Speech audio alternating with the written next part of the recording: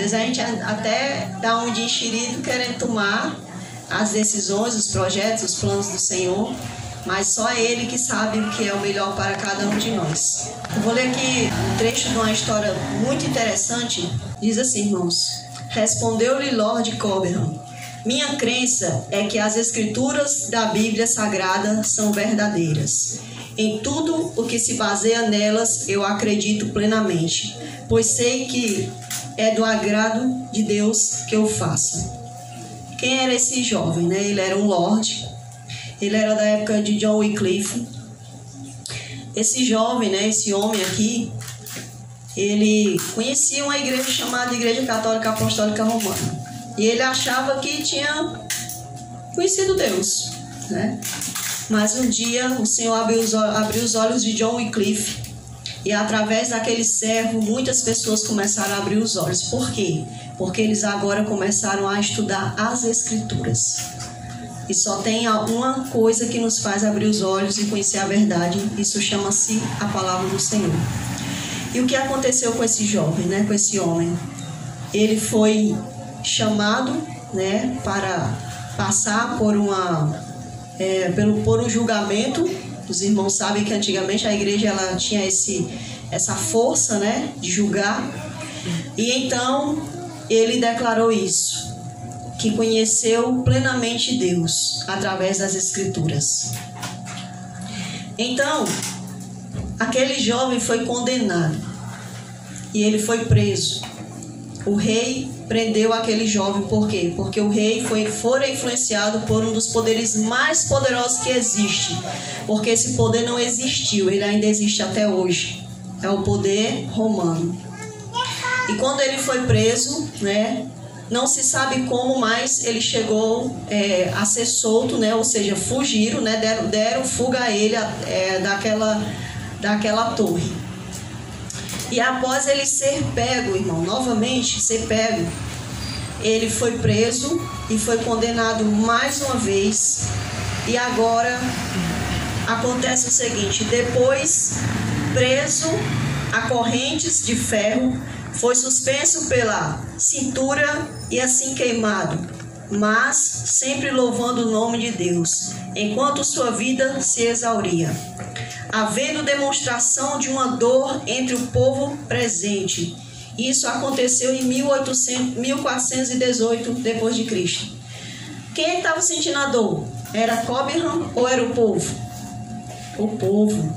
Aqui diz, segundo a história, que esse homem, pendurado à corrente e colocado dentro de uma fogueira, ele louvava ao Senhor. Isso é uma coisa incrível. É uma fé que eu ainda pretendo ter. Eu ainda não tenho essa fé. Você tem essa fé? Será que nós temos? Mas eu acredito que também cada um de nós pretendemos tê-la. Porque se nós, né, que nos declaramos servos do Senhor, não tivermos uma fé verdadeira, de que adianta estarmos seguindo ao Senhor Jesus? Aqui, esse culto chama-se o culto de poder, o culto das quartas-feiras. E o intuito, quando a gente explana nossos pedidos de orações, explana nossos agradecimentos, quando eu agradeço, eu faço alguém que está desanimado vir a animar-se. E quando eu estou animado e alguém está desanimado e está pedindo oração, agora eu posso também animar o meu irmão através do ânimo que eu tenho. Por isso chama-se o culto de poder. Mas para que esse culto tenha poder, eu tenho que sair de casa aceso por uma tocha chamada Espírito Santo. Porque se eu chegar aqui sem um intuito verdadeiro no meu coração, de nada adiantará eu ter vindo nessa casa. Porque essa casa não tem poder, nós não temos poder, mas o Senhor tem poder de nos sustentar a todos. Por isso o louvor diz: confiei no meu Senhor. Porque é justamente isso que nós, os filhos do Senhor, os filhos do Altíssimo, devemos ter em nossas mentes. Confiar no Senhor. Hoje não era pretensão, né, que eu estivesse aqui, mas foi da vontade do Senhor que eu estivesse. Então vou aproveitar a oportunidade, porque eu não perco essas oportunidades que o Senhor me dá. Se for de cantar, se for de pregar, se eu estiver vivo com saúde, eu estou aqui. Como diz a história, eu corro dentro, né? O pessoal já assim, né? Então eu aproveito as oportunidades. porque toda vez que nós aprendemos algo do Senhor, nosso dever é repassar para que possamos crescer na graça e no conhecimento do Senhor. Falando em crescer, irmãos, antes de sair eu estava até me ajeitando para vir, aí eu recebi, os irmãos sabem que nós estamos aí com esse canal, já faz um bom tempo, né? Não recebemos nada por ele, dá um bom trabalho, né? Principalmente quando as pessoas mandam muitos comentários, você tem que responder. Quanto mais o canal alcança pessoas, mais você vai ter que aguentar, viu? Porque você vai ouvir muitas coisas que você não gosta. E hoje uma pessoa assim, antes de eu sair, eu estava me ajeitando aí. Quando eu peguei no celular que eu vi o comentário, a gente tem que ter gentileza, né, para responder a pessoa, né? E ali aquela pessoa, ela fez um texto enorme para falar para mim, né, que ele era um gentil, né? Portanto, ele não deveria guardar o sábado. E eu expliquei para ele, meu irmão, se você, aqui são as palavras mais ou menos, se você não quer guardar o sábado, eu quero. Não somente o sábado, mas toda a lei do Senhor. Eu disse para ele, olha, eu não vou me acovardar, eu vou continuar falando. Eu vou falar, de tudo que o Senhor falar para mim, eu vou falar. Pois o Senhor não se compraz na alma dos covardes. E eu não estou aqui para me acovardar porque alguém não gostou, né, de ouvir falar que o sábado ainda é para ser guardado. Não é somente o sábado, são muitas coisas que são deixadas de lado. Esse jovem que eu li aqui no começo, a igreja o condenara porque ele deixou de lado, né, ali a adoração às imagens e muitas outras coisas.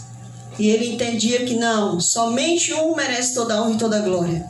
Somente um merece ser adorado, reverenciado, e é o Senhor eterno, né?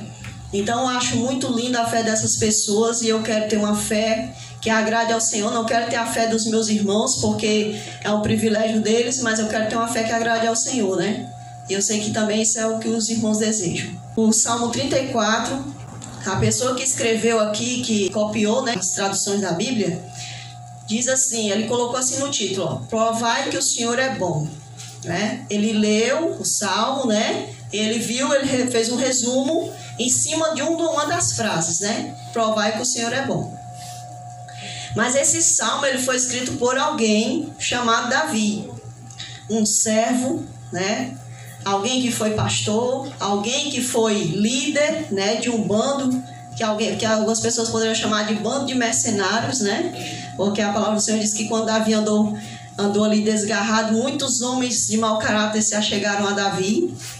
Claro que eles não modificaram o caráter de Davi, né? Porque Davi não ia muito com as coisas que eles faziam, não, repreendia um de vez em quando, né? A palavra do Senhor diz, né, que Davi, ele passou por muitas situações difíceis. Sofreu perseguições, sofreu privação, né? Foi perseguido pelo próprio filho, pelo sogro. Uma perseguição terrível, né? Se você perseguir logo pelo sogro. Sofreu perseguição pelo sogro.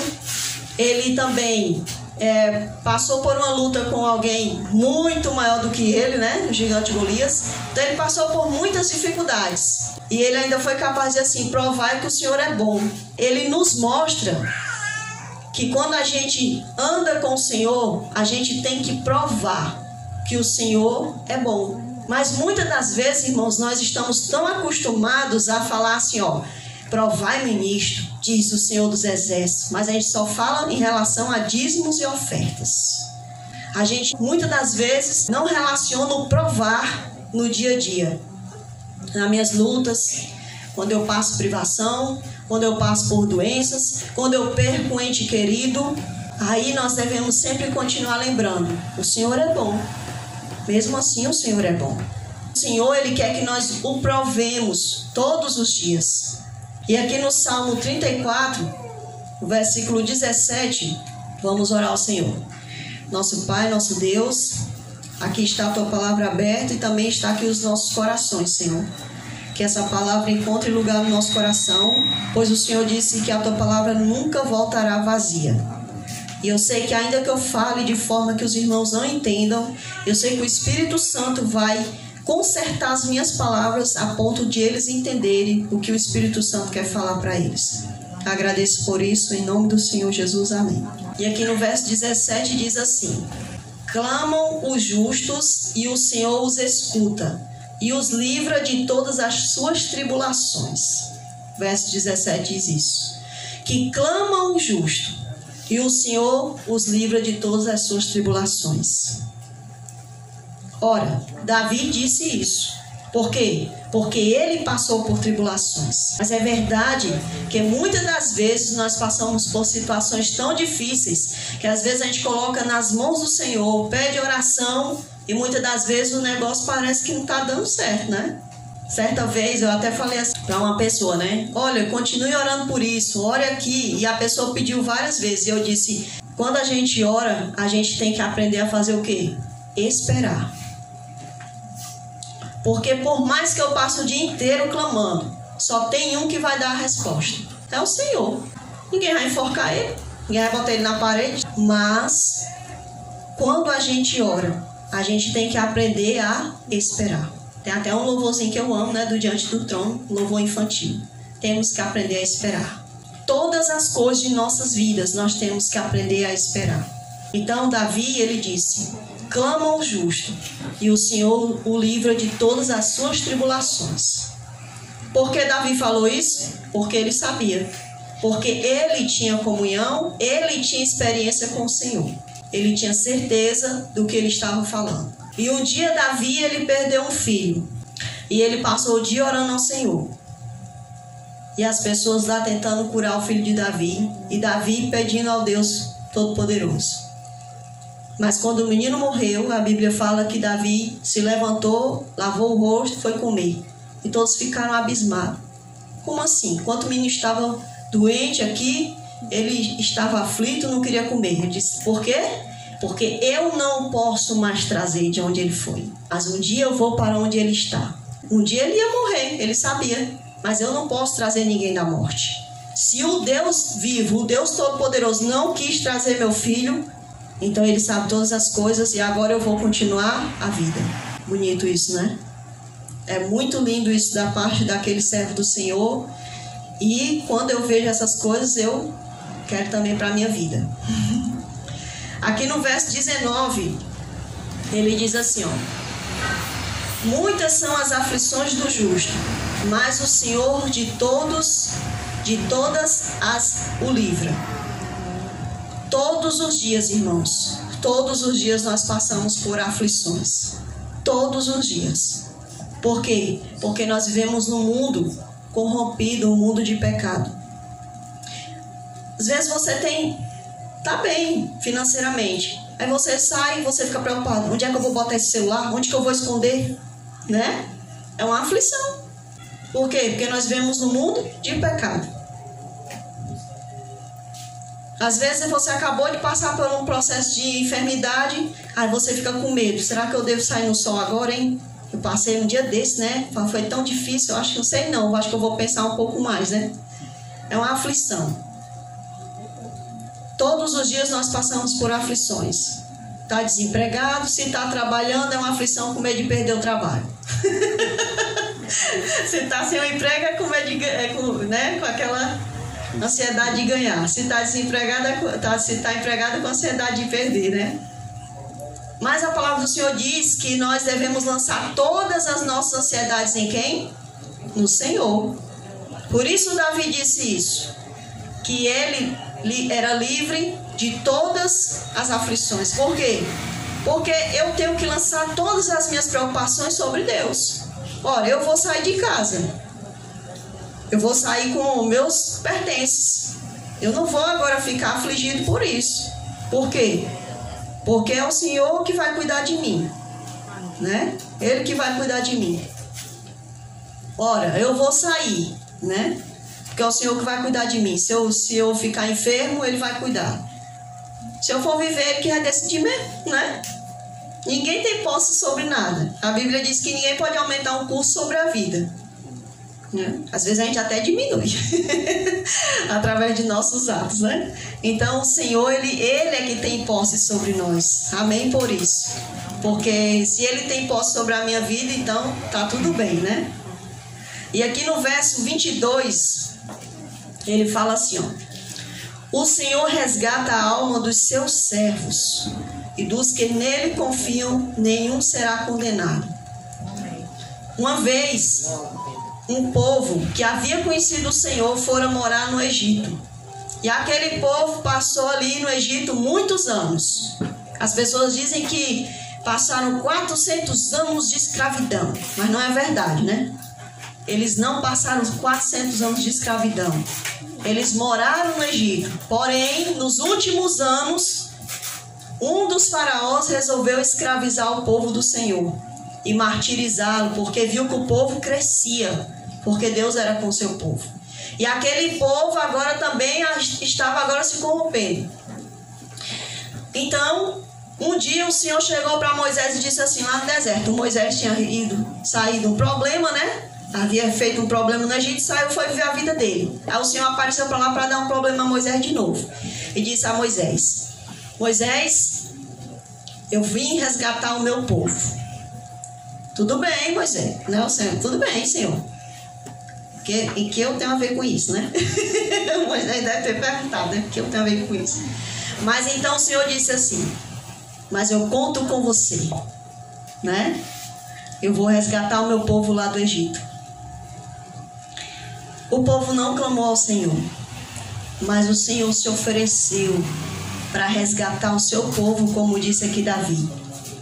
Todos nós temos um resgatador. Você não foi falar com Deus para Ele te resgatar. Foi Ele que foi atrás de você e atrás de mim. E não é porque Ele está se humilhando, não. Não é porque Ele depende de mim nem de você. É porque nós dependemos dEle. Por isso Ele resolve entrar com o resgate. Por quê? Porque nenhum de nós pode pagar o resgate. Mas Ele vai e paga o nosso resgate. E muitas das vezes nós ainda ficamos nos esperneando, decidindo, indecisos. Será que eu quero? Será que eu não quero esse resgatador, né? Como diz a história, né? Muitos se apaixonam pelo sequestrador, que é Satanás, né? Mas o Senhor, com todo amor e carinho, nos resgatou. Derramou sangue precioso por nós. Por quê? Porque o maligno, ele exigiu vida. Ele exigiu a sua vida e exigiu a minha vida. E ele a teve. Mas o Senhor tomou de volta. Só tem a vida nas mãos do maligno quem quer. Porque a vida o Senhor nos deu. E nós é quem tomamos a decisão. Eu não quero mais ser do maligno. Eu agora quero ser do Senhor. E Davi um dia disse, eu sou do Senhor. O Senhor é o meu pastor e nada me faltará. Ele disse que o Senhor era quem para ele? O pastor. Ele era uma ovelha. E ovelha é um dos animais mais inocentes que existe. Dizem até que ela é burrinha, né? Faz tudo, não presta atenção. E somos nós assim, né? A gente não vê o abismo está lá. Preste para nos tragar. Mas aí vem o resgatador de nossas vidas, de nossas almas. O Deus de Israel. Então Davi, ele recebeu esse grande presente do Senhor, né? Assim como eu e você também recebemos. Fomos resgatados pelo Deus Altíssimo. Pelo melhor amigo. Por alguém que de fato ama de verdade. Eu não canso de dizer que só há uma pessoa que nos ama de verdade, é o Senhor. Por mais que eu ame meu esposo, mais que eu achei ele lindo, né? O batatinha da minha vida. Essa cabecinha quadrada dele. Por mais que eu ame. Por mais que eu ame, eu não amo como o Senhor ama. Eu nunca vou amar como o Senhor ama. E Ele me ama também. Eu sei disso. Sei que meu esposo me ama, né? Mas ele não me ama como o Senhor me ama. Por isso eu já disse para ele, só uma pontinha do meu coração é sua. O resto é todo do Senhor. Então, o Senhor, ele é muito maravilhoso. Ele é de fato um Deus Altíssimo. Então, meus irmãos, Muitos de nós passamos por situações difíceis, né? Mas o salmista está nos dizendo aqui que o Senhor é quem nos livra de todas as aflições.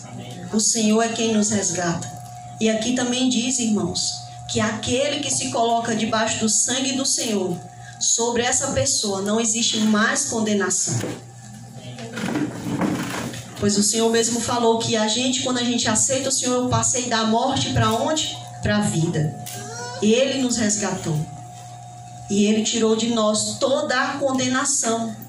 O mundo ainda está perdendo tempo, decidindo se a lei é para guardar, se não é. Chama a lei do Senhor da lei da morte, a lei da condenação. Por quê? Porque são pessoas, são meros papagaios. Escuta o que o outro falou e aí sai repetindo. O Senhor tem tantas coisas para nos ensinar e ainda a gente ainda está perdendo tempo com coisas pequenas. O Senhor me livrou da morte 5 vezes, irmã. 3 de afogamento e 2 de choque. E se eu disser que ele vai continuar livrando? Pois é. Eu não conhecia, né? Que a irmã viu, né? Pois é, ele me livrou para poder eu conhecer a verdade. Amém. Foi dando mais tempo, né? Foi. E Ele faz isso com cada um de nós, né? Às vezes a gente pensa que a gente está vivo porque a gente é o máximo. Não, é porque a gente ainda tem alguma coisa para melhorar, né? Aí se eu deitar com aquelas coisas na minha conta, talvez eu não passe da morte para a vida, né? Então é uma oportunidade única que nós devemos agarrar. Então, meus irmãos, a fé que gera confiança é uma fé de comunhão. Por que Davi, ele tinha confiança no Senhor? Porque que a fé dele era uma fé de comunhão. Ele comungava com o Senhor. Por que muitos de nós não temos fé verdadeira? Por que muitos de nós não temos essa capacidade de louvar enquanto está passando por situações difíceis, como o Lord Cobham? Por quê? Porque não houve uma comunhão. A confiança ela só acontece através da comunhão. Se eu conheço o meu esposo, eu vou alguma coisa nele. Se ele disser assim, você vai fazer isso por mim? Eu tenho certeza que ele vai. Por quê? Porque eu conheço. Qualquer irmão aqui, olha. Irmão, eu posso contar com fulano? Posso, porque eu conheço aquela pessoa. Eu conheço aquela pessoa nisso ou naquilo, né? Em algum assunto, né? Então, o que acontece é isso. Para haver a fé verdadeira e a confiança verdadeira, tem que haver comunhão. Se nós ainda não confiamos, se a nossa fé ainda está abalada diante de algumas coisas, é porque a nossa comunhão ainda tem algum fragmento. Porque a partir do momento que ela não tem nenhum fragmento, então ela vai ser inabalável. Vão te sacudir para todos os lados. Vão exigir qualquer coisa de você. Mas você não vai trocar sua fé por nada. Por quê? Porque houve uma comunhão, né? Houve uma confiança de fato e verdade. Ora, em qualquer das circunstâncias da vida que Davi passou, a morte era a única coisa provável. Mas ele disse, porque tu estás comigo, não temerei mal algum. Quando Davi fugiu para o deserto do seu filho, a morte era provável, porque ele ficou lá atrás e ele era forte, Absalão, né? A morte era certa. Ainda mais agora Davi tendo que fugir com várias pessoas sob seu comando. Todas as circunstâncias, quando ele estava com Golias, a morte era o quê? Certa. Quando Saul perseguiu com aqueles valentes, só Davi fugindo, a morte era certa. Mas mesmo assim, ele disse, não temerei mal algum, porque tu estás comigo. Por que Davi falou essas palavras? Porque havia comunhão, havia de fato uma amizade, havia sinceridade entre eles, havia uma troca, né? Deus confia na gente, irmãos, mesmo a gente sendo do jeito que a gente é, sabia? Quando ele disse para Adão e Eva assim, olha, pode comer de todas as árvores, menos daquela dali. Ele estava confiando em Adão e Eva. Mas Deus sabia que... Sim, Deus sabia. Mas Deus também sabia que eles podiam não fazer aquilo. Foi uma escolha eles fazerem. Nós conhecemos essa história porque eles pecaram, mas provavelmente nós poderíamos estar ouvindo outra história. Olha, tá vendo aquela árvore ali? Os teus pais, lá no início, eles resistiram àquela árvore, mas infelizmente não foi desse jeito. E o Senhor, Ele confia em mim e em você. Quando nós estamos diante do pecado, o Senhor confia que eu e você possamos resistir ao pecado, à tentação. Não é qualquer um que confia não, viu, irmãos? Tem gente que foi magoado num relacionamento, não quero mais saber de homem, né? Não quero mais amizade com ninguém, porque eu já fui traída muitas amizades. Mas Deus, sabe o que Ele diz? Ele confia que a gente possa acertar. O que é lindo no Senhor é isso. É que nós, muitas das vezes, nós não confiamos, mas Ele confia. Muitos como Ló de Cóbia confiou no Senhor e escolheu viver com Ele, obedecendo, mas sua vida foi cortada. Será que ele não provou também a infinita bondade do Eterno só pelo fato da vida dele ter sido cortada? Que às vezes a gente acha que a gente às vezes gosta de contar mais história de pessoas que venceram, que ficaram ricas, que casaram com os príncipes de cavalo alado, né? A gente gosta mais de ouvir as histórias de pessoas que triunfaram na Bíblia, que não morreram na velhice. Mas a gente esquece de grandes heróis que cederam a sua vida por amor da maior vida, que foi a vida eterna. Claro, pois a vida dos que creem vai além dessa vida, vai além do que os meus olhos veem. Ainda que este corpo padeça, ele vai ser ressuscitado, transformado através da glória do Senhor. A pessoa nem tem voz, né, irmãos? Precisa do microfone. Ele, ou seja, o Senhor, ao voltar, restaurará a vida completamente glorificada. E se por amor a Ele eu só perder aqui, terei eu e você recebido o maior de todos os tesouros, que é a vida eterna. Então, muitos de nós achamos que estamos perdendo muita coisa, irmãos. Para aceitar Jesus como o Senhor de nossas vidas, muitas das vezes perdemos amizades. Não que a gente se afaste das amizades, mas às vezes as amizades se afastam da gente. Eu não sei disso, irmão, porque eu nunca fui de muitos amigos, entendeu? Eu já entrei desde jovenzinha, então nunca tive isso de perder amizades, né? Por causa do Senhor. Mas eu sei que muitos aqui perderam amizades por causa do amor ao Senhor. Muitos chegaram a perder até mesmo relacionamentos conjugais. Muitos perderam empregos, né? Perderam muitas coisas. Mas não foi perda, irmãos. Porque todo aquele que busca ao Senhor não perdeu nada. Ele ganhou todas as coisas que ele poderia ganhar. Ele ganhou a vida eterna. Pois o Senhor diz que Ele é a vida eterna. Então nós não perdemos nada quando alguém se afasta da gente por causa do Senhor, ou quando a gente perde um emprego, perde uma oportunidade de vida. Hoje eu padeço dificuldades financeiras, mas eu poderia estar fazendo coisas para ganhar muito dinheiro, irmãos.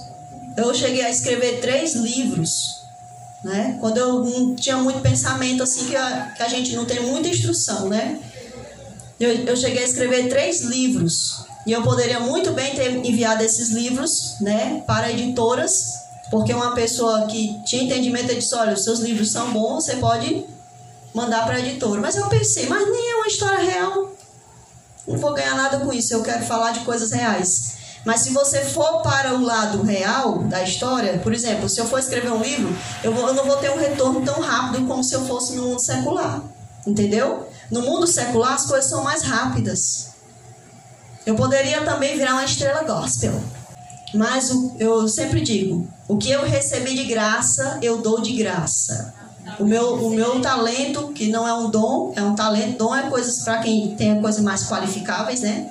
No meu caso é apenas um talento. O meu talento foi dado pelo Senhor e só pertence a Ele e só faço para a obra do Senhor.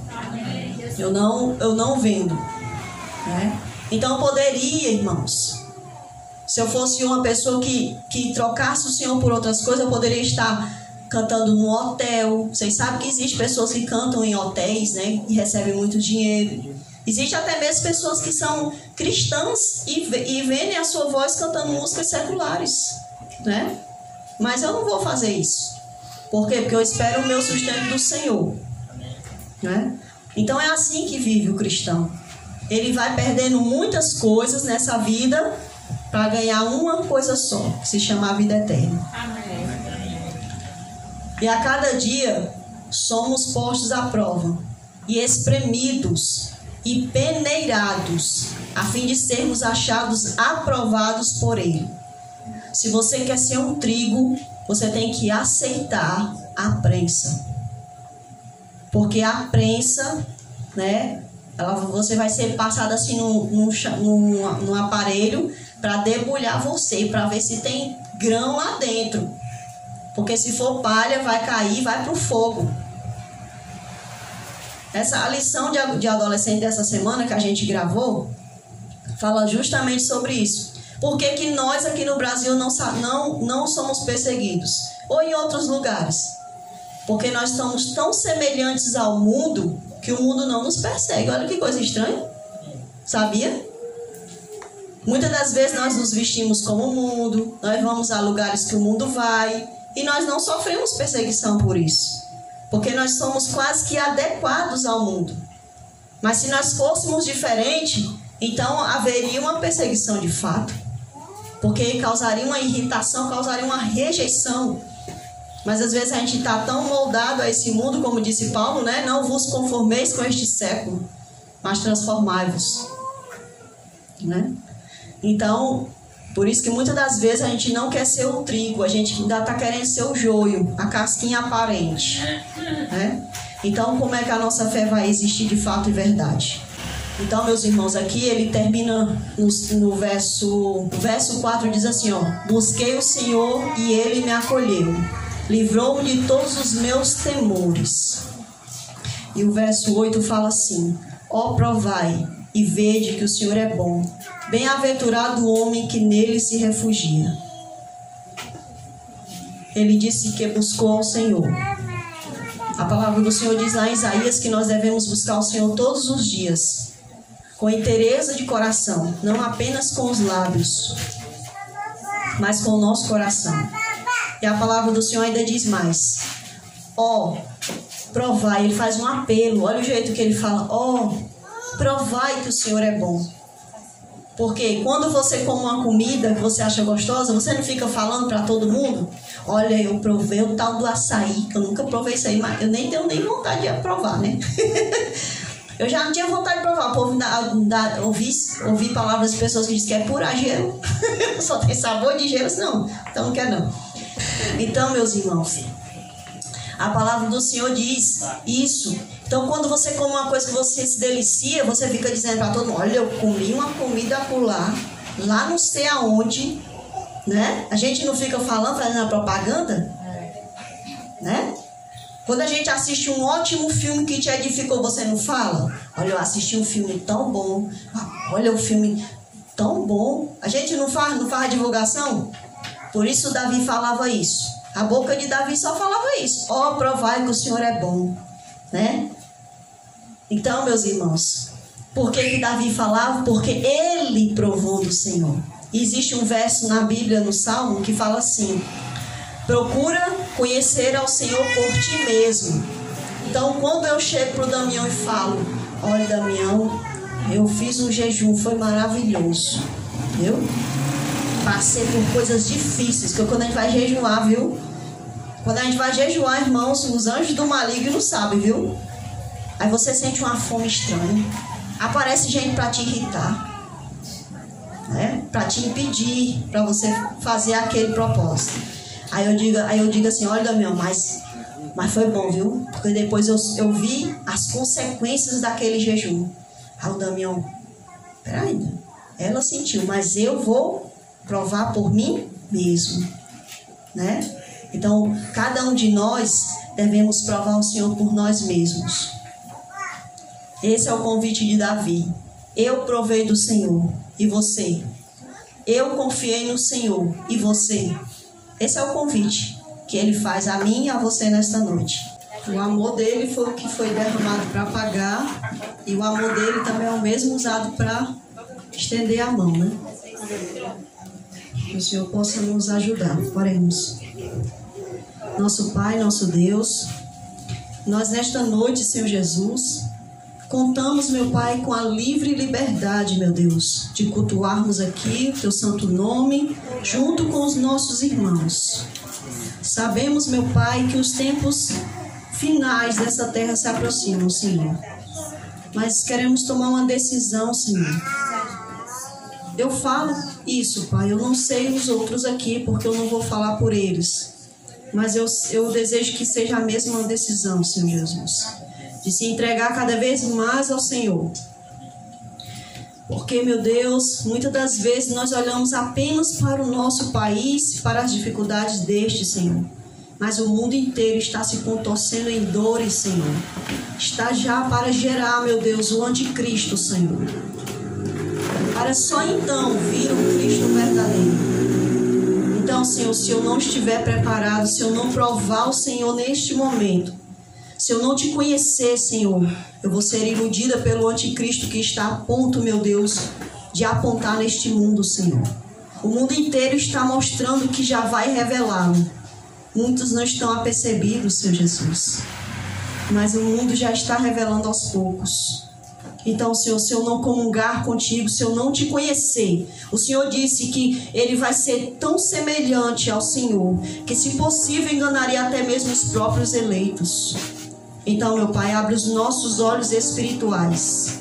Se há alguém aqui, meu Deus, ainda nas garras do pecado, dos vícios, dos maus hábitos, Senhor, eu te rogo, Pai, eu clamo a Ti, meu Deus, quebra as correntes dessa pessoa com o maligno, Senhor Jesus.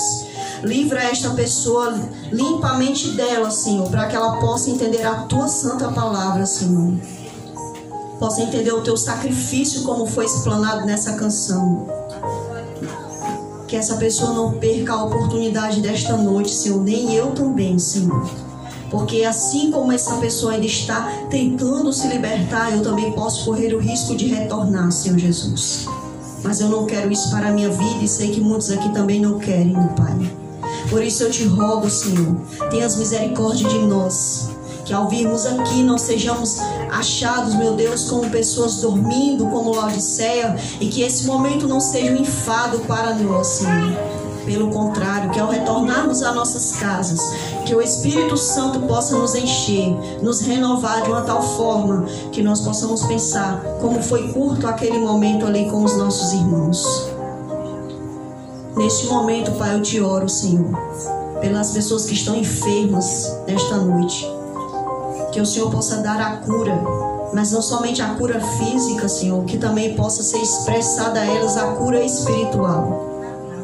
Porque se nós não tivermos a cura espiritual, Senhor, nada adiantará, meu Deus, a cura física, Senhor Jesus. Também eu te peço, Pai, abra as nossas mentes, os nossos olhos. Se até aqui, Pai, nós estejamos retrocedendo, meu Deus, não permita que retrocedamos mais. Mas que daqui em diante, Senhor, possamos fazer diferentes. Possamos ser, de fato, trigo e não joio, Senhor. Nos ajuda, Pai, para que esses dias aqui, meu Deus, passados neste lugar, não sejam em vão, porque o Senhor está prestes a voltar. Aquele que está desempregado, meu Deus, como até mesmo a minha casa. O Senhor sabe todas as coisas, o Senhor sabe que não queremos ser peso para ninguém. Mas eu agradeço e te louvo, Senhor, porque o Senhor tem cuidado de nós. Nós não temos pedido, nós não temos reclamado, mas o Senhor, de uma maneira extraordinária, meu Deus, providencia para nós as nossas necessidades. Até porque tu sabes, meu Deus, que eu amo viver para a tua palavra, Senhor. E quando me dedico a outra coisa, não tenho tanto tempo assim, meu Deus. Mas eu te peço, não somente por mim, mas pelo Fábio, Senhor Jesus, e por tantos outros, meu Deus, que estão necessitando, pelo meu esposo, que o Senhor possa providenciar, meu Pai, um meio, Senhor, para que não sejamos uma vergonha ao teu santo nome, Senhor Jesus, até mesmo para dentro da igreja, Senhor. Nos socorre, Assim como o Senhor socorreu o povo lá no Egito sem que eles clamassem pelo Senhor. Mas nós estamos clamando ao Ti, meu Deus. Tenhas misericórdia de nós. É o que nós te pedimos em nome de Jesus Cristo. Amém, Senhor.